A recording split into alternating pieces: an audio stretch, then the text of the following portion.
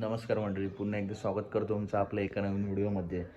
सोन्या 50-50 केसरी 9 ऑगस्ट उद्या एक आदत एक बैल मैदान संपन्न होत आहे. मोठं मित्रांनो नियोजन केलं आहे. राहुल आप्पा गोरे असतील आणि संपूर्ण टीम असेल, टॉपचं नियोजन केलं आहे. आणि या मैदानात आधी अपडेट आली होती की बक्कासूर पाळणार नाही, परंतु राहुल आप्पा गोरेसुद्धा बोलले होते की बक्कासूरशिवाय मैदानाला शोभा नाही. आणि त्यांनी मामांना विनंतीसुद्धा केली असेल.